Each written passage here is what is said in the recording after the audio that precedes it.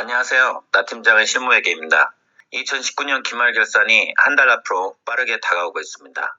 따라서 오늘은 기말결산에서 발생할 수 있는 오류 사례 100가지를 소개해드리고자 합니다. 회계 오류가 발생하는 원인은 대개 회계팀원이 아닌 회사 내 다른 부서분들의 회계 지식 부족으로 인해 발생하는 경우가 대부분이며 ERP 시스템 오류, 순수한 휴먼 에러, 그리고 간혹 고의적인 오류, 즉 분식인 경우도 있습니다. 오늘 소개해드리는 내용은 저희 순수한 상상 속의 얘기가 아니며 제가 딜로이트에서 10년 넘게 회계감사를 하면서 발견했던 실화임을 미리 말씀드립니다. 기말결산 시 체크리스트로 활용하셔서 아래와 같은 오류가 회계감사 발견사항으로 이슈가 되어 이미 1월 초에 경영진에 보고한 결산 실적이 회계감사로 인해 변경되는 일이 없도록 미리 준비하시면 좋을 것입니다. 사례 1. 한 회사 내 여러 사업장 간 발생한 거래를 제거하지 않고 그냥 합산한 채로 재무제표를 공시한 오류. 예를 들어 한 회사가 엔진 사업부, 지게차 사업부가 있고 엔진 사업부에서 지게차 사업부로 엔진을 공급하는데 각 사업부가 부문 간 성과평가 목적으로 회계 처리한 내부 매출 매입을 그 회사의 외부 공시용 재무제표를 작성할 때 제거하지 않고 단순 합산한 상태로 그대로 공시하여 매출액과 매출원가가 각각 과대 계상된 오류. 사례 2. 유용자산 처분을 매출액으로 기록한 오류. 사례 3. 기계장치를 계약금, 중도금, 잔금으로 할부로 구입하였는데 각 시기별로 인보이스를 발행할 때마다 발행한 금액만큼만을 기계장치 취득으로 회계 처리를 하고 감가상각을 시작하여 대금을 완납하기 전까지 자산과 부채가 누락되는 오류. 감가상각 시작 시기 오류로 인해 감가상각비가 과소 계상된 오류. 사례 4. 유형자산 처분 시 처분 대가에 대한 세금계산서 발행액 총액을 유형자산 처분이익으로 회계 처리하고 유형자산 미상각 장부가액 총액을 유형자산 처분 손실로 회계 처리한 오류. 사례 5. 배당금 수익을 주주총회 결의 시 회계 처리하지 않고 현금 수령 시 회계 처리한 오류. 사례 6. 이자 수익, 이자 비용에 대해 미수 수익, 미지급 비용으로 어크루얼 계상하지 않고 현금 수령, 지급 시 회계 처리한 오류. 사례 7. 외환산 이익과 외환산 손실을 매월 말 결산 시 회계 처리하고 그 다음 달 1일에 역분계를 하는데 1월 1일에는 역분계를 하면 안 되는데 해서 계정잔액이 거액의 음수가 나오고 외환차익, 외환차손 금액이 올바르게 계상되지 않은 오류. 사례 8. 미국 회사가 유럽에 있는 회사의 한 사업부를 인수하는데 주식 양수도로 하지 않고 자산과 부채를 직접 양수하면서 유럽법인 자산과 부채의 금액이 유로화인데 통화를 미국법인 SAP 시스템에서 유로화를 선택하지 않아서 디폴트 통화인 달러화로 기록된 오류. 그 이후에 매출 채권이 회수되는데 달러화로 기록된 금액보다 계속 더 많은 금액이 들어와서 결국은 알게 되었습니다. 사례 9. 해외에서 수입한 기계장치에 대해 외화로 취득을 했으므로 외화환산을 한 오류. 기계장치 취득 외화 미지급금은 환산 대상이지만 기계장치는 비화폐성이므로 환산 대상이 아니라는 것을 모르고 계셨습니다. 사례 10. 2년 전에 차입한 외화 장기 차입금을 환산하지 않은 오류. 단기에 차입한 차입금만을 환산을 하고 전기 이전에 차입한 것에 대해서는 이미 다 지난 과거 일이므로 환산을 하면 안 되는 줄 알고 계셨다고 합니다. 사례 11.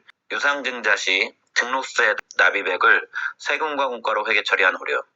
회사채 발행 시 NH투자증권에 지급한 주관사 수수료를 지급수수료로 회계 처리한 오류.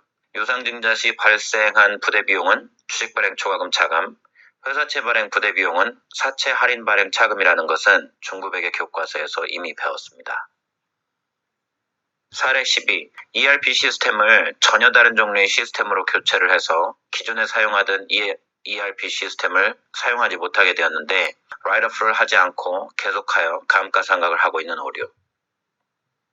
사례 13. 공장 입구 진입로의 다리 사용료를 지방자치단체에 납부를 하고 있는데 이를 세금과 공과로 계정 분류한 오류. 사례 14. 스톡옵션의 결제 방식이 현금 결제형에서 주식 결제형으로 변경하고 계약서를 다시 작성하였으나 이를 반영하지 않은 오류. 퇴사한 임원에 대한 스톡옵션을 소멸률에 반영하지 않은 오류.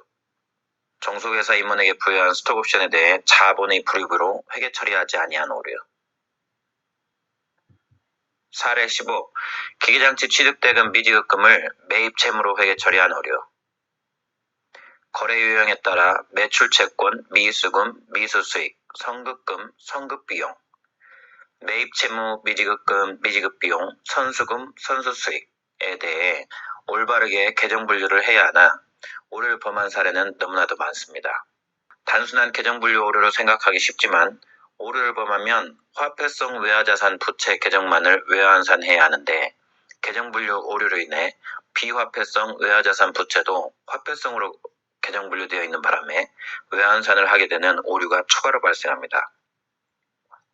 또한 각종 회전율 등 재무비율 분석이 의미가 없어지게 됩니다. 사례 16. 12월 31일 직전에 해외에서 송금한 금액이 회사 통장에는 1월 2일과 3일에 찍히는 입금, 즉 미착 예금에 대해 매출채권 회수와 현금 입금으로 회계 처리를 했어야 했는데 하지 않은 오류. 사례 17. 3년도 넘은 제품들에 대해 재고자산 평가 충당금을 설정하지 않은 오류. 매출채권에 대해서는 현금을 빨리 회수를 해야 하므로 대부분의 회사가 매출채권 연령 분석표, 에이징 리포트를 매월 작성하고 장기 미회수 채권에 대해 분석을 하지만 재고자산에 대해서는 의외로 관리가 덜한 경우가 많습니다. 다 쓸 수 있다고 생각하시는 것 같습니다. 그러나 장기채와 재고자산, non-moving, slow-moving 재고자산은 사용되지 못하고 결국은 폐기될 위험이 있으므로 관리 수준을 높여야 합니다. 사례 18. 해외에서 수입한 기계장치가 입고가 되었으나 건설 중인 자산, 미착기계에서 기계장치로 본계정 대체되지 않아서 감가상각비가 과소 계상된 오류. 사례 19. 중국의 자회사 설립 시 합작 투자 형태가 대부분인데 우리 회사의 지분율은 50%보다 크게 하는 대신 상대방 투자자에 대한 배려 차원에서 중국 자회사 이사회의 주요 의사결정은 우리 회사와 상대방 투자자가 만장일치로 합의하는 것으로 청구안을 작성함. 회사는 지분율이 50%를 초과하므로 중국 자회사를 연결 대상 자회사에 포함하여 연결채무제표를 작성함. 사례 20. 코스닥 기업이 인도네시아에서 광산 개발업을 하기 위해 자회사를 설립하고 광산 부지 매입, 사업 인허가권 정부 승인을 위한 로비 등의 사업에 필요한 초기 자금을 한국 모회사에서 자회사 유상증자의 형태로 송금함. 그러나 송금된 자금은 로비를 하는 회사에 세금 계산서를 수령하고 계좌 이체하는 등의 추적 가능한 형태로 자금 집행이 이루어지지 않았고 현금 인출기에서 현금을 인출하여 직접 현금을 전달하고 간단한 간이 영수증만 수령하는 형태로 자금이 쓰임. 코스닥 기업의 창립자이자 대표이사가 유산을 변칙적으로 상속하기 위해 해외에 자회사를 설립하였다가 현지의 한국인에게 사기를 당한 것으로 심정이감. 이것은 오류라기보다는 분식 부정에 가깝다고 보입니다. 오늘은 결산 오류 20가지 사례를 살펴보았습니다. 기말결산 체크리스트로 활용하시어 오류를 사전에 방지하고 적시에 발견하시는데 도움이 된다면 기쁘겠습니다. 다음 시간에도 계속해서 오류 사례를 같이 공부하고 싶은 분들은 구독 눌러주시기 바랍니다. 감사합니다.